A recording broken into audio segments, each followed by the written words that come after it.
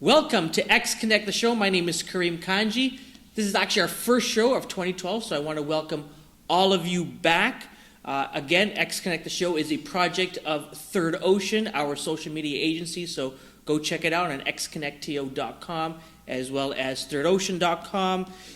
For those of you who are watching this, you got two places to watch, xconnectto.com or on our YouTube channel, which is youtube.com/xconnecttv. We have an exciting show, an exciting program, as well as an exciting series that I'm very excited to tell you about. But before we do that, I must thank some of our partners and sponsors for this year. Number one, I need to thank Hearth TV and the guy behind the camera, Mr. Sean Ward. So thank you, Sean, and thank you, Hearth TV, for being our production partner in 2012. As well, I want to thank Big Time Design for all of their design and web work and helping us out at xconnectto.com. And for the next little while, from now until mid to the end of February 2012, we're going to be covering the banking industry. And we have some partners that are helping us to put together what we're calling Bank Connect. So number one, I must thank StickerU.com for helping us with some of the supplies. As well, our presenting sponsor, which is ING Direct Cafe. And we have somebody from ING Direct, but I must thank them. They have been amazing. They've stepped up to the plate and are really supporting us for this endeavor that we're calling Bank Connect. So enough of that. Before we continue, one last thing. Our theme is kind of culminating on February the 15th here in Toronto at the ING Direct Cafe. We're putting on an event that's going to be discussing bank technology, new media, social media. We have an amazing panel. If you want to register, find out more information, go check out our Eventbrite page, which is at bankconnect.eventbrite.com. So, all the announcements are over. Let's get to an amazing and exciting conversation. We have with us today Rashel Shamsipour from ING Direct's Canadian social media team. Yes, thanks for having me, Kareem. Thank you for coming in. Really, really appreciate it, especially on a cold Wednesday morning here. It is freezing, but it's warm in here, and I feel at home, so thanks. Good, fantastic. Well, thank you for coming in. Let's first start off. What's your exact position on the social media team? So with ING Direct, I'm the social media specialist. Okay. And so what that entails is basically being like a social media champion or advocate within the organization. Okay. So working with all the different teams and really educating people about social media and what the benefits are and how we can use it as an organization and as a company to amplify our brand. Okay, fantastic. So you're helping some of the internal teams that are public facing, I guess? Not necessarily public facing, just internal and external. So anything from our call center or our sales and service teams or e-services to our brand teams, our mutual funds teams. Like, we just really want to get everybody social. Now, the question then becomes, why is that important for ING Direct? I think it's really important for ING Direct because we are a very transparent and open company. And we want to connect with our clients. And we do that through our channels like on Facebook with Superstar Saver or on Twitter or LinkedIn. And we also want employees to feel that they are empowered as well to speak about the company on a social platform. Okay. And is there a, outside of saying, we're an open company, we're transparent, a lot of people would say, hey, makes sense. So it's obvious that we'd want to do that. But I mean, ING Direct, they're a bank. They're governed by the bank charter, and there's certain rules and regulations. How do you overcome them? Are there certain things that you must be aware of as you are empowering your team to start using some of these tools? Yeah, I think one of the key areas to training when we do internal training is to let people know that they need to be really cautious with privacy and with certain policies that the company has to abide by. Okay. And so when we're doing our trainings, we teach them how to engage and interact online and how to share information, but we also have to let people know that client numbers are private, client information, accounts, all that stuff should be kept private for the clients. And so what we generally do and how we use our social media is more for financial literacy. So in order to teach everyone, not just ING clients or savers, but just Canadians in general, how they can be more financially literate and how they can teach themselves to save their money, to invest, all these things. Interesting. Yeah. Let's take a step back and talk a little bit about yourself now. Sure. How did you get into this role?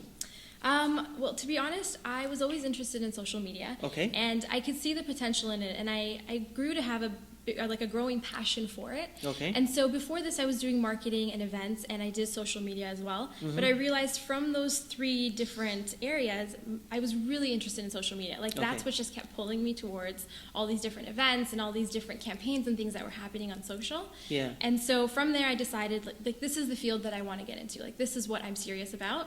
And an opportunity opened up at ING Direct, and I was on it. What was it about social media that really intrigued you? I think what I really love about social media is the fact that everybody gets a voice. So you don't need to be a journalist or anybody with a high profile. You can be someone who has an opinion and you can share it. Yeah. And you can converse with people online. You can grow your network. It has a lot to do with sharing information, like I mentioned before. And I think what's really interesting is with social media, you can make a movement. And you can start something and it'll grow. So for example, things that have happened in the Middle East with like riots and movements and political parties, it's really cool that people can share information from all across the world through a simple tweet or through a Facebook status update. Interesting. Yeah. I want to talk about something that's very interesting. So, you talk about, having your own voice, and people being able to, start larger movements, right across the world, in our backyard, with the Arab Spring as well. Do you have to walk a fine line, personally and professionally? So you may or may not support a certain cause that's going on. So for example, with the Arab Spring, you might have some certain opinions about that. Do you have to be careful on what you put out, let's say, on your personal Twitter account, because you also represent a very large brand? I think with anybody who works in social media and is representing a brand, I feel like on your personal Twitter channel, you should be able to express your opinions and share your ideas. But at the same time, it's as easy as Googling someone's name to see on LinkedIn where they work and have that connection. But I know for myself, in terms of what I tweet about, it's not, I don't really tweet about politics or anything like that. I tweet about general movements. So for example, there's this campaign right now about creating a bald Barbie. To sort of a bald Barbie. Yeah, to show young girls that there's lots of people out there that are doing chemo treatments or that have alopecia and they have no hair.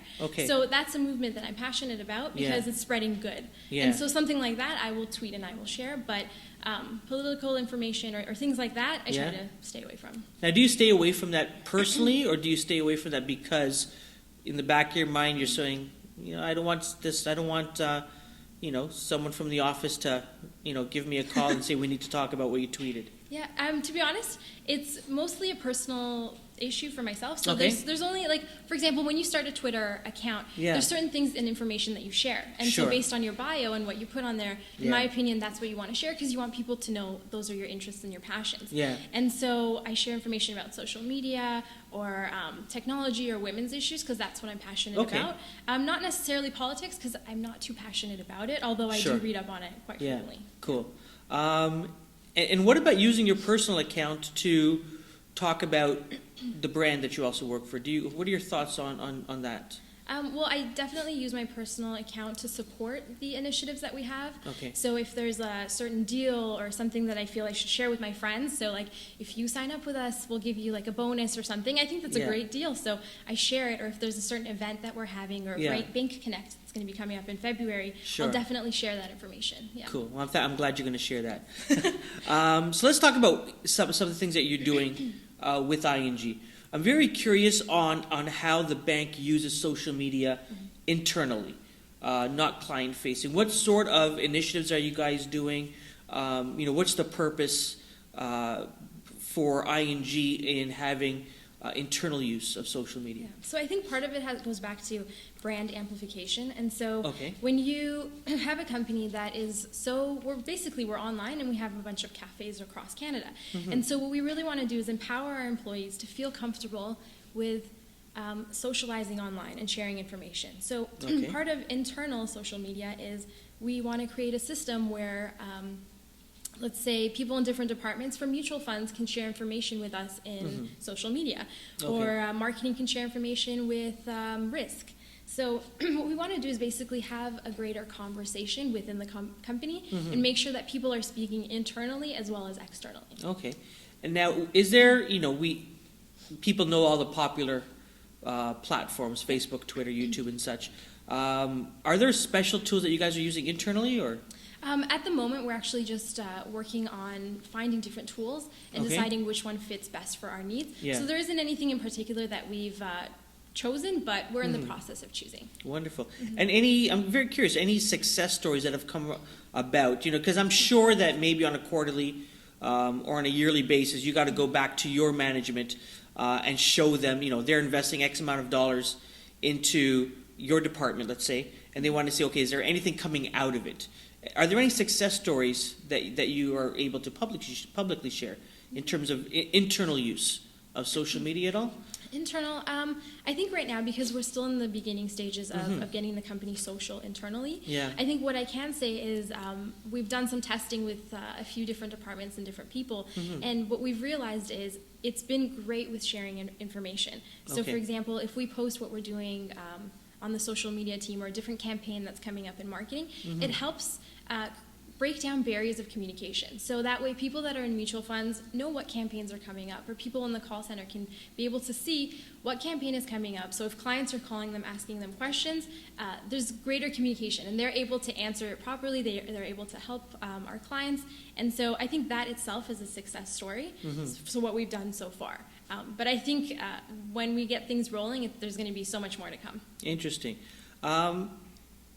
Now, as a brand that is client-facing or public-facing, let me say it that way, Peter Aceto, CEO of ING Direct Canada, is very active, especially on Twitter. I see him a lot on Twitter.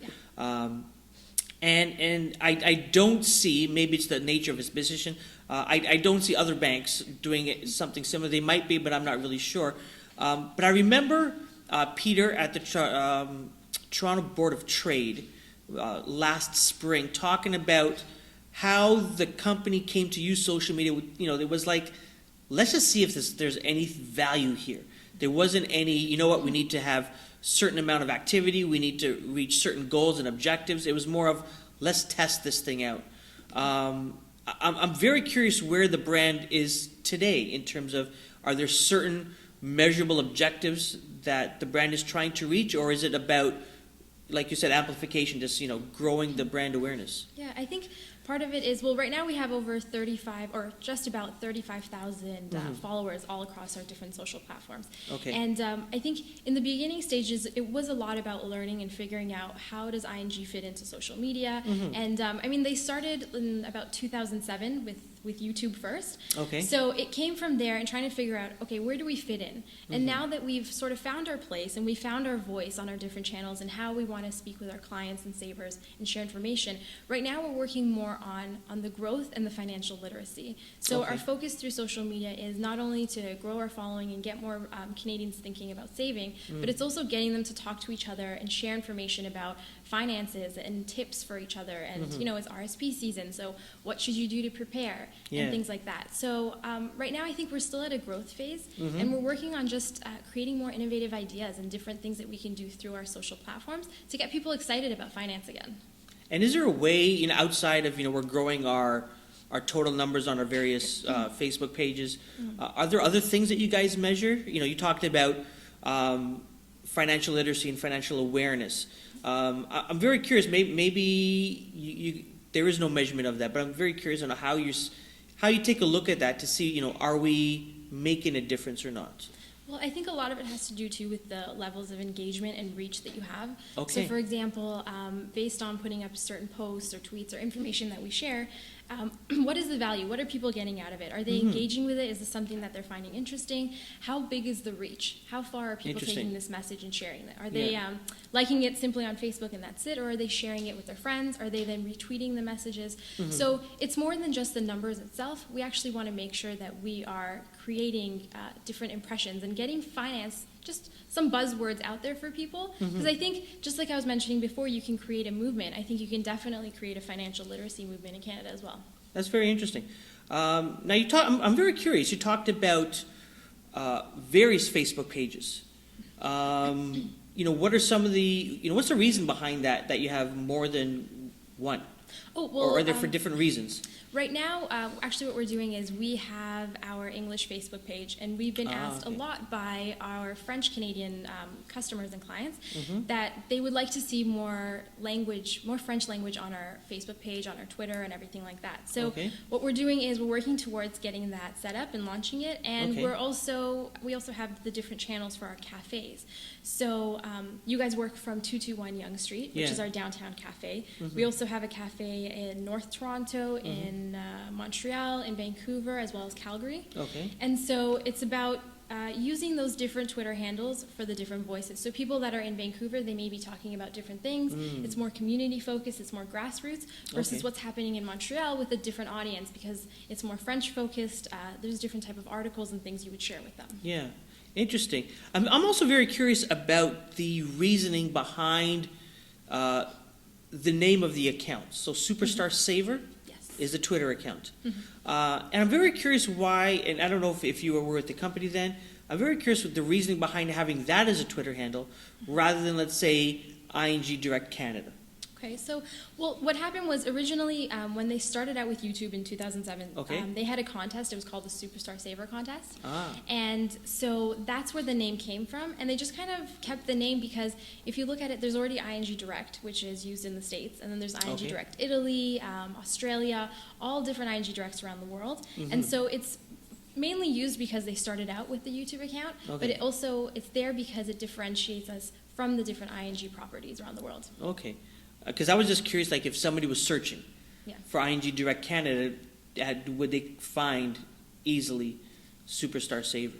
I think so. I think we've made enough impressions online that hopefully when people Google us, we're at the top. So, very nice, very nice.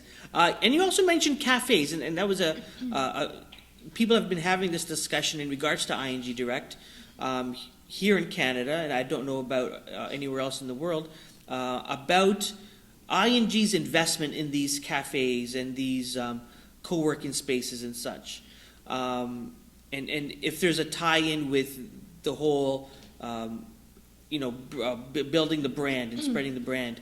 What are your thoughts, or what's the reasoning behind ING investing in these initiatives?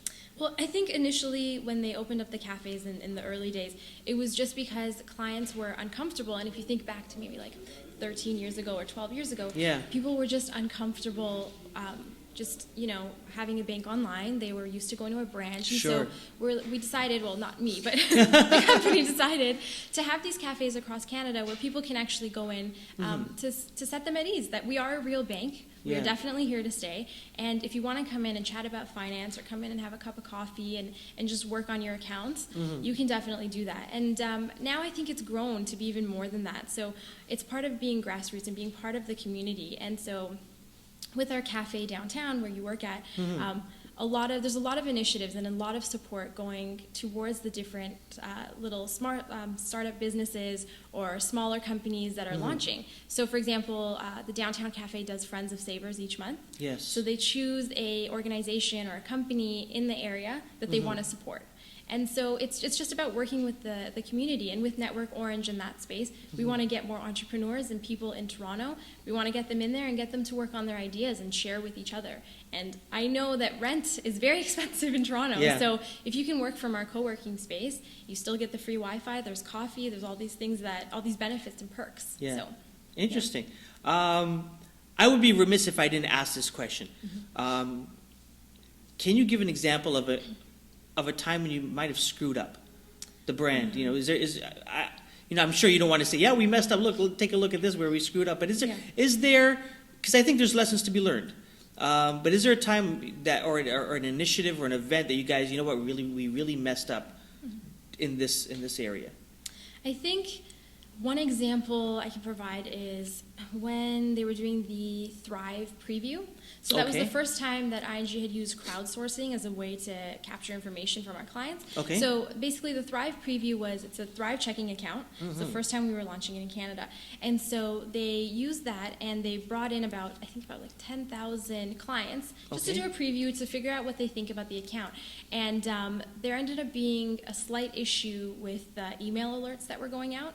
And so what the brand ended up doing is is we just sort of fessed up that, okay, there's an issue with the emails that are going out. We made sure to send an email to all the preview clients to let them know there's nothing wrong with your account. It's just a technical glitch. Okay. And I think that was a way that we were able to turn around the situation. Okay. Although we were doing testing Yeah. and clients knew it was testing, we still wanted to make sure that we gave them 100% or 110% of what we're doing with the Thrive account. Yeah. And also, through doing that preview that we had with them, we were able to find out that clients wanted orange alerts. So if you're running low on your funds, you'd get an orange alert. Or we realized that clients wanted more checks. So when you first sign up, or initially we gave you 25 checks for free. Then through client feedback, we realized, no, we need to double that to 50. So although there have been some glitches or issues that have come up, we're always quick to respond based on whatever our clients tell us. And I think Facebook and Twitter have been a great help because people are so honest on there, and we'd love to hear it. That's exciting. It's very interesting. And what are some of the initiatives that you guys have done online that have really been successful for you guys? I think one of the most exciting that we've done, we did in 2011, was the Thrive-tastic Day. So I don't know if you've heard of that, but we had 4 different Canadian celebrities from Vancouver. We had Trevor Linden, Henry Burris, we had Tammy Verger, and we also had Amber Mack. And so what we did, it was basically Thrive and giving back to the community. So we provided each of them with about $5,000, and they had about 7 hours to spend that $5,000 on other people other than themselves. Interesting. Yeah.